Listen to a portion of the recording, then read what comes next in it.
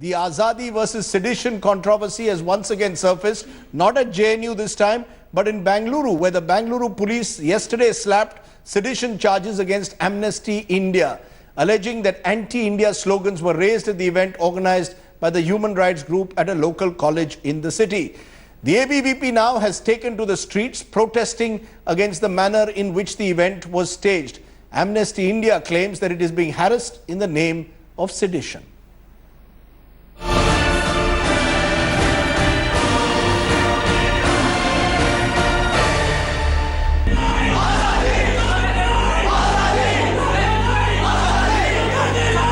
Do anti-India cries fall under the offence of sedition?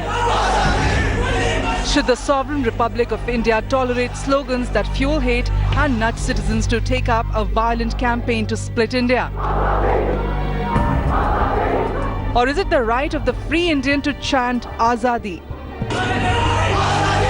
After being booked for their Kashmir event in Bengaluru, Amnesty India has hit back, saying that the slapping of the sedition charge is proof of lack of fundamental freedom in India.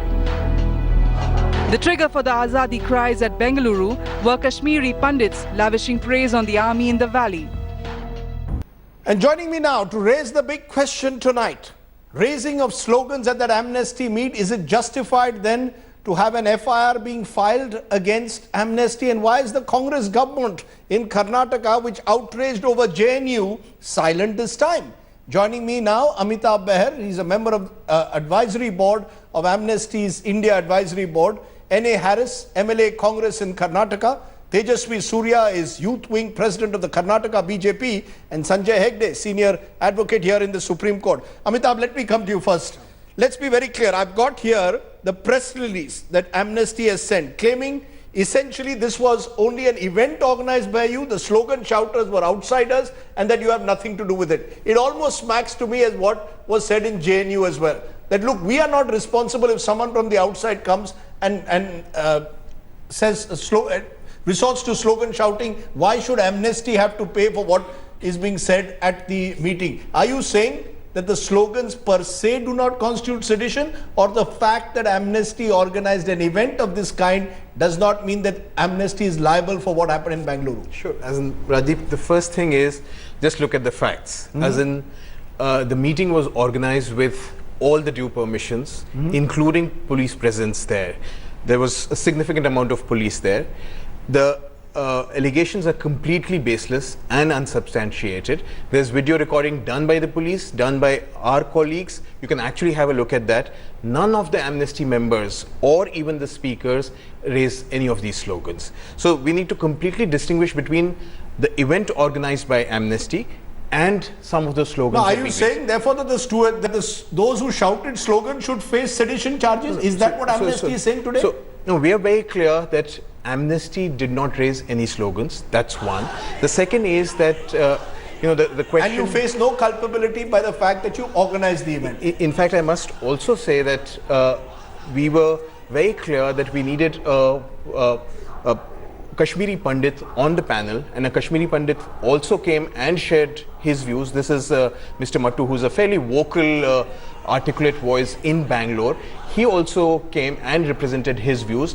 In fact, whatever happened, it happened towards the end, and it was probably a scuffle. I was not there, but a scuffle between some of the Kashmiri students and some of the I'll come specifically to slogan shouting with my lawyer friend here, Sanjay Hegde, whether that constitutes sedition. But Tejasvi Surya, why is it that you believe what happened in Bengaluru constitutes sedition? Let me be very clear. The law, as stated by the Supreme Court on more than one occasion, is that sedition, slogan shouting per se is not sedition. Sedition must involve incitement to violence. Please tell me, was there incitement to violence that led you and your group, the ABVP, to file an FIR? Well, Rajdeep, whether it is sedition or not is for the courts to decide, depending on the evidence produced before the court. However, you will have to look at this issue in the larger context of what is happening in Kashmir and how Amnesty International, an NGO with a notorious reputation in the past, is trying to use this issue to break India.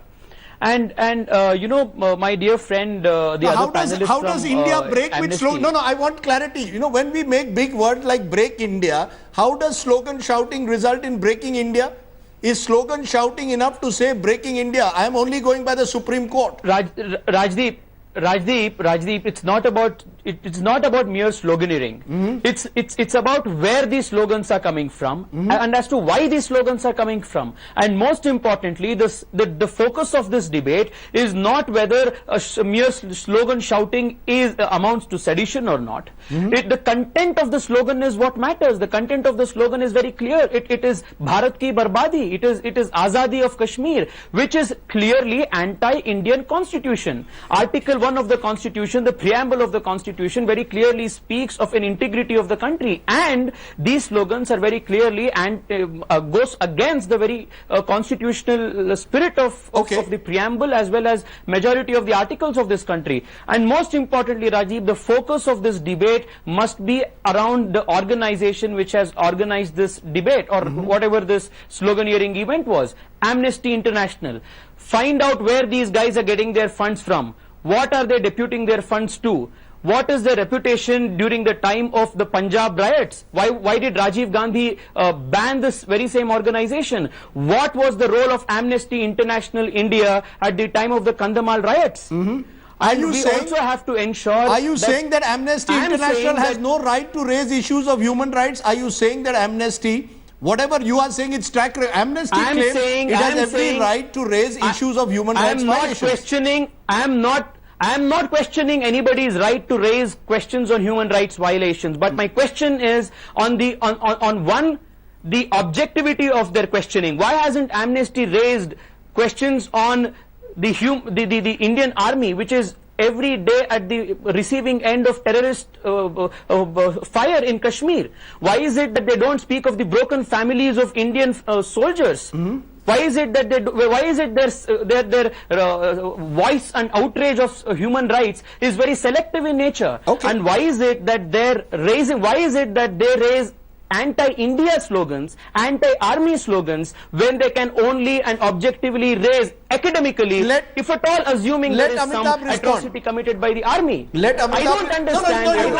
You made your point. Amitabh, you made your point. I'll come back to you. Rajiv, I don't understand. Yes. I don't understand how raising anti-India slogans and raising anti-Indian army slogans is going to help in raising human rights violation issues. Okay, you made the point effectively. Respond, Amitabh.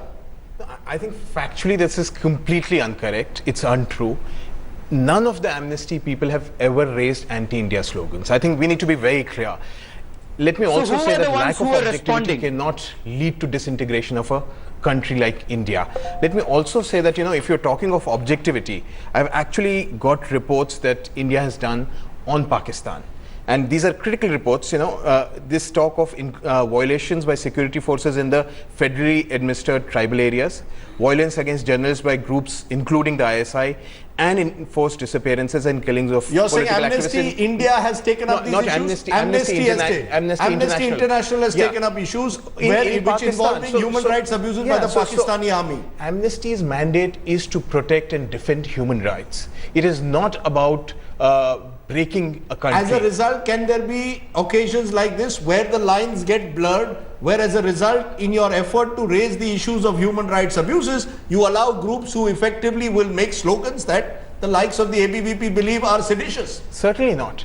Because we are talking of defending human rights across. The inalienability of human rights is the core mandate of Amnesty. So even in this case, if you really look at the report, and this is a report which has been welcomed by the Chief Minister of Jammu and Kashmir, this report is really talking about human rights violations, and the whole event was bringing 3 families who were sharing their suffering of the human rights violations. Do you want to respond to what the BJP spokesperson is raising in terms of funding? Sure. Where do you get your funding? Let me also make this very clear that we are talking of Amnesty India.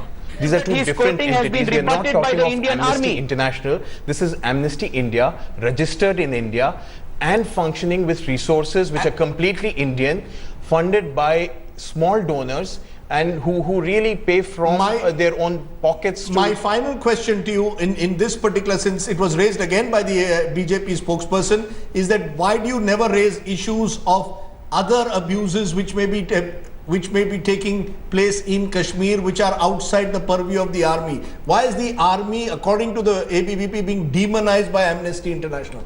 Sure, but as I said, I think we are talking about defense of human rights, and any kind of violence also against the security forces is condemned by Amnesty, and in the strongest terms.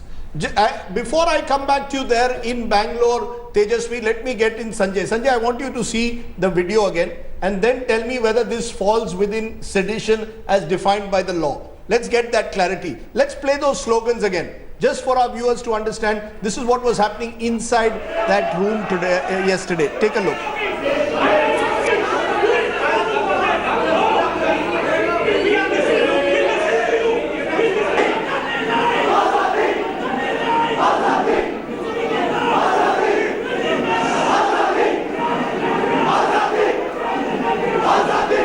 The cries of Azadi that were going throughout that function. Does saying Azadi of this kind by pro-Kashmir activists who want perhaps an Azad Kashmir constitute sedition or not? Yesterday was Independence Day. If you can't say Azadi on Independence Day, when can you say it? That's point one. Point two is this. Long ago, that's being facetious. I'm not being facetious. The word, all that you can hear on the video is Azadi. Yes. Okay. Azadi per se cannot be sedition, right? Now, who says Azadi? Where does it say it? And does it lead to violence? These are the questions to be asked, right? Now, out here, this is just a demonstration. The demonstration does not further incite violence in as much as this is not in the midst of Lal Chowk saying Azadi and then saying go and attack. So if I shout slogans in a Bengaluru college about Azadi, it does not constitute sedition. If I did it in Lal Chowk and it was followed by a terror attack, it would. It possibly would. It would. So my point to you is very simple. You can't look only at the text. You have to look at context. Is Amnesty in any way liable by the fact that they organized this event where these slogans were raised? Let's put it this way. The slogans of Azadi and Bharat Tere Tukde Honge were raised in many television studios, much more than on the ground. Are you saying that all those television anchors and all those television studios would be guilty? No. It can't be. So there is no liability. You don't see any liability. You can't have vicarious liability. You can't have vicarious liability in a case like this. Given that Mr. Harris of the Congress, you saw what Rahul Gandhi did in the context of JNU. Today there is a Karnataka government and Mr. Siddaramaiah says the law will be followed. In JNU, when Rajdeep, similar I have slogans... a question for Mr. Sanjay. No, just a minute. Let Mr. Harris answer this on behalf of the Congress party, which was outraging over what happened in JNU and is now either silent or is actually backing the action of the ABVP. Please respond. Are you playing competitive politics here? No, Rajnath. Yes. No, not at all, Mr. Rajnath. I would like to just say anything against the country, I don't think we will take it. But here, Amnesty has been very clear. They have been trying to just get about the broken families and have a discussion. You could understand when my friend from BJP spoke. They are not able to take anything of that sort. He says, okay, now when they have done a discussion on broken families of the Kashmir people, he is talking about you do about others and others and others. So the intention there was very clear. They have tried to make this a political issue. And Congress stands by whatever it has to say. And no, you said one thing in JNU. You can't have one rule in JNU and one in Bengaluru. What Rahul Gandhi you cannot have separate rules in JNU and Bengaluru. No, the Congress has to be consistent. Not at all. See, No, we stand on that, and see here the FIR is made when a complaint is lodged, and it is just as preliminary. We will investigate what has happened, who is responsible, and things like that. We cannot say that we don't make an FIR also as a government. Do you believe it's sedition? We have made an FIR. Does the Congress believe this is sedition? You yourself have Does the heard Congress believe this is counterpart sedition? from BJP talking, just trying to make it political. Okay, let me bring in Tejasvi Surya. See, No, that just is a the minute. complaint they have Okay, given. That is why that Mr. Harris, you made your point. Mr. Harris's voice, I have to bring down your voice. Harris, do you subscribe to the They're slogans just going that to were make made it as there? an No. FIR. Mr. Harris, I have to bring down your voice. Mr. Harris, Tejasvi, please respond. answer. Mr. Harris, please answer. Do you subscribe to the nature of the slogans that were made there? Do you subscribe to Azadi, disintegration, dismemberment of Kashmir from India? Do you and your political party, the Congress, I have support already made it clear. dismemberment of We Kashmir don't from take India? anything against this country. Okay. We will not bear it. Okay, Then why is it? Then why is it that your government did not? Why is it that your We will not government permitted an event of such a nature to take place in the first instance? Okay, you Why is it that your police officers did not make due diligence on See, the before permitting an event of this nature to go ahead, knowing very well, knowing fully well that Amnesty India has previously been what are you banned in this talking? country. Amnesty- By Okay, your own Mr. Prime Harris, Minister. Mr. By Harris, your own Mr. Prime Tejasvi, Minister, not just an a minute. organization which is banned. Please in bring our down the volume country. again. Please It bring is- down the volume, please, of both. Sanjay Hegde, you wanted to make a point to Tejasvi. What was it? My point was on the law. Yes. See, once the ABVP went and registered an FIR, the Bangalore police had no option. The Supreme Court ruling in Lalita Kumari says that in respect of cognizable offences, the moment there is a report, you have to register it. After that, the process is that the police investigate and decide whether there's a case to go to court or not. Before they go to court, they have to take sanction of the concerned government. So we are, in one sense, jumping several guns. All that has happened today is that the ABVP has registered an FIR. There is no determination of an investigator, there is no government sanction, and there is no court verdict. Is Amnesty in any way regretting what happened or not? Certainly not. There is no question of any regret. No regrets, because as we said, this is a public report. We just wanted to, in fact, initiate a political dialogue. Can you initiate a political dialogue in this polarized atmosphere where people are shouting and screaming at each other? This is the moment when our Prime Minister is saying that let's have a conversation within the framework of Insaniyat. This is the moment when our Prime Minister is saying that all people from Jammu and Kashmir have the same rights as the rest of India. Is Azadi within the framework of the constitution? It's within the framework of Insaniyat the conversation is happening, and you're talking of broken families. In fact, I feel appalled at the level of the discourse. I mean, we were talking about broken families, human rights violations, and from there you come up with Let me also remind my friend from the Congress party, let me also remind Mr. Sanjay Hegde that even as late as 1996, the Indian Parliament unanimously has passed a resolution saying that Jammu Kashmir and the whole of Nobody Jammu is denying that. belongs to India. Nobody is This the denying line that. of the Indian Nobody is Parliament, denying and that. this is Nobody is denying that. I am asking whether a colonial law like sedition should be employed in a case like this. That's all I'm asking. That's all. Mr. Harris, do not forget that your Vice President Rahul Gandhi, your Vice President Mr. Rahul Gandhi went and expressed his sympathies with Kanhaiya Kumar and Umar Khalid during the JNU issue. What did he do? What did he do?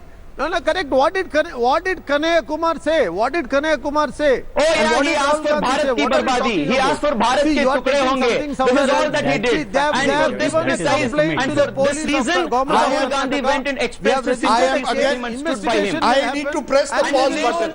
I need to press the pause button. I just want a final viewpoint from you, Sanjay, from a lawyer's perspective. Where does this go now? Are we seeing increasingly by police officers the use of sedition to suppress anything which is seen as a dissenting and alternative opinion? That 10 years ago, perhaps, you wouldn't have had a sedition case being employed so liberally. The police is watching the entire event, doesn't do anything about it, treats it as a law and order problem. But the moment the ABVP files the FIR, as you said, as per law, it goes ahead and files sedition. 10 years ago, police had a discretion. But as far as sedition law is concerned, yes, there's one thing that I'd like to say. The essence of tyranny is making a tough law and using it selectively against your opponents. The problem is that we have several tough laws on the statute book and they are being used selectively. Okay, let's leave it there. Clearly at the moment what's happened in Bengaluru will once again raise the debate of what constitutes sedition, whether this is simply a political issue being raked up to whip up some kind of frenzy, or whether the ABVP has in a sense raised an issue. Political, that is what Just a minute, Mr. Harris. And these people are trying to Mr. Harris, politicalize this Mr. Harris, issue. let's There's nothing more than ABVP that. was today lathi charged. The investigation will relieve what it is. Arrested. Okay, we will also raise the question of whether Amnesty itself should look at itself, whether these are the right forums on which to allow such debates to take place, or whether that is the nature of our democracy, that you must allow every opinion to be expressed. That's the larger question also that deserves to be raised. Thank you all very much for joining me. My take, where do I stand? Slogan shouting per se, as clearly explained by a Supreme Court judgment, doesn't constitute sedition, nor does organizing an event where participants raise Azadi slogans unless there is an incitement to violence. Sadly, in the present mood of hyper-nationalism, the state is using sedition laws without exercising discretion. Amnesty's pursuit of human rights in Kashmir may offend many, but surely a diversity of opinion, howsoever offensive, is not disallowed by the Constitution. As for the Congress government in Karnataka, all one can say is that you can't have different rules for JNU and another one for Amnesty.